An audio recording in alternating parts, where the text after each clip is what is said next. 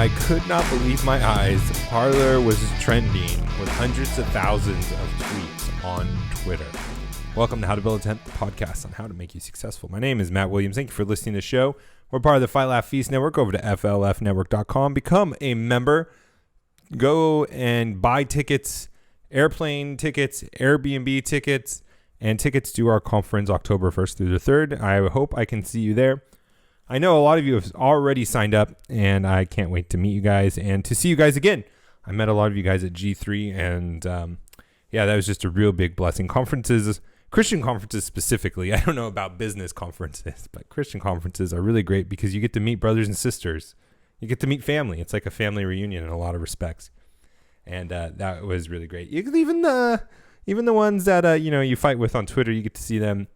Man, maybe not say hi to them every time, but anyways.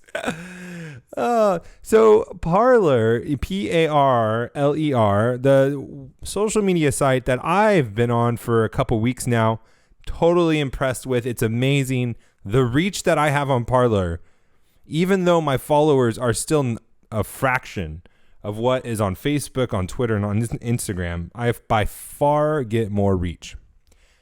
Because these other sites have declared war against us. Excuse me if that was a little loud. They've declared war on us, Christians, conservatives, anyone with an opposing position or view to the humanist religion, Marxist ideologies.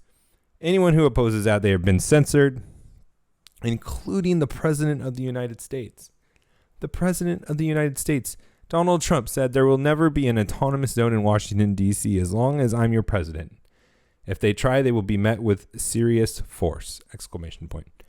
And Twitter Safety, they have their little handle on there, said, we've placed a public interest notice on this tweet for violating our policy against abusive behavior, specifically the presence of a threat of harm against an identifiable group. So, okay, and first of all, this is just a great point that Twitter brings up inadvertently. There's a difference between violence on innocent people and violence to uphold law and order and to enforcing laws. There is good violence. Defending your family is good violence. Enforcing the law, arresting a murderer who doesn't want to be arrested is good violence. Violence in and of itself is not a bad thing. But here we see Twitter twisting their community standards and acting as a publisher and not a platform, which we've talked to you about before. So we see them censoring Donald Trump on Twitter. Facebook has the undercover Project Veritas videos coming out saying they're just banning people that have, the MAGA hats on. We know that there's like the secret censorship crew that goes around and censors people. The Fight Laugh Feast Network has dealt with their censoring and throttling and whatever you want to call it, where the amount of views that we get for how many followers we have does not add up from a data perspective whatsoever. Another guy on Twitter, he got permanently banned for using content that was on the internet. It was fair use and making memes and funny jokes. He just got permanently banned. There is an all-out attack on people that disagree with the humanist ideology. But this makes a great opportunity. See, there's this theory that, and I hold to this theory as well. It's the adoption life cycle, the adoption curve, I believe it's called. There's the innovators, the early adopters, and then there's the high part of the bell curve where it's the majority, early majority, late majority, and then the laggards is the last one. And if a lot of times, specifically in social media, YouTube was a great example of this. If you can get in on a platform during the early adopter phase and build a group, build a following, building a community, then before the main majority of people on the top of the bell curve come around, that could be very advantageous for you monetarily from a business perspective, an individualist perspective. Whether you're promoting content because you're a blogger, whether you're promoting content because you're a podcaster like me, whether you're promoting or having a business account where you have your business on there and you are at the forefront while these platforms are growing. I'm seeing numbers of people coming onto Parler. This could be a great opportunity for you to get in, follow me, How to Build a Tent, is the handle, and get in there and start building your audience to an up and coming platform. I keep hearing more and more people that are coming onto Parler. I'm seeing these blue check marks on Twitter coming onto Parler. We have these very big influencers, Dan Bongino, one of the biggest conservative podcasts, right behind Ben Shapiro on Twitter, on Parler. I think he owns part of Parler, I heard, as well. And there's also a lot of other blue check marks as well that are coming on, including some of Donald Trump's kids are on there, and more every day.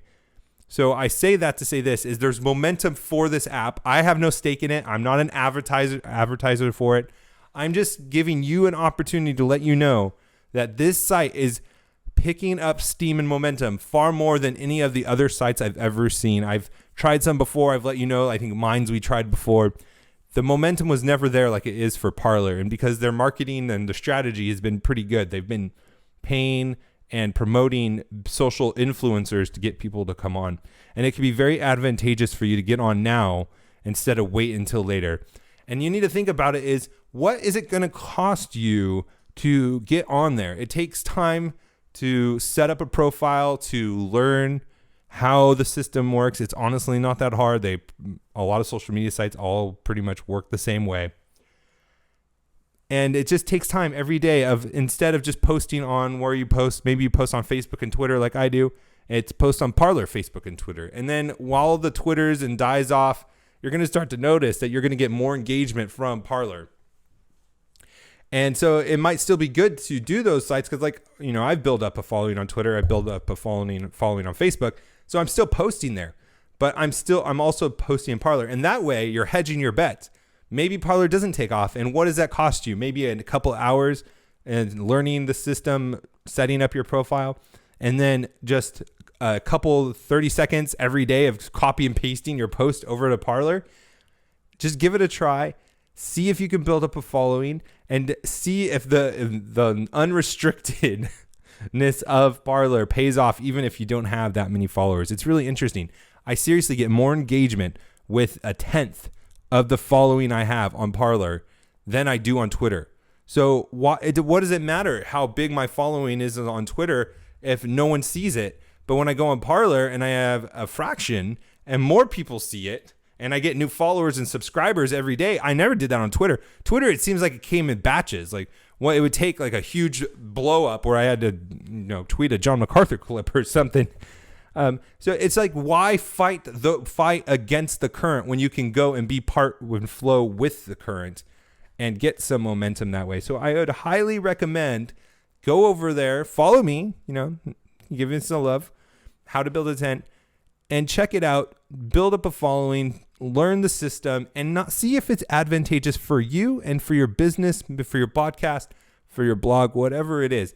I'm telling you, it will be really worth the just time to take and test it out. And I think just having that mentality of just testing it out and seeing if it works out, not committing and dumping all your other social media sites and just committing 100% to Parler, but just slowly adding it into the rotation. And if you would have that mindset about a lot of things is, there's this new thing I've heard about, there's this new technology, there's this new widget, there's this new service. Just having that mindset of, I'm just going to wait. That doesn't seem like worth it. But if it has actual promise and there seems to be some benefit to it, just to slowly incorporate it a little bit to get used to it and try it. And just getting into a mindset and a rhythm and an attitude and a perspective of that will help you be successful overall in life, not just with social media. But again, it's time to move over to Parler. What Facebook and Twitter are going to do in this next election is just going to make it exponentially worse, not just because we're political, but also because we're Christians, and also because we are just against the narrative of the humanist Marxist left that they are preaching, that they are supporting, that they are indoctrinating us with. And it's time to pull out for our own sanity, for our statement and a line in the sand, for our own morals and values, and for the opportunities in business that it can provide. Parler, check it out, Parler. We'll talk to you tomorrow. Bye.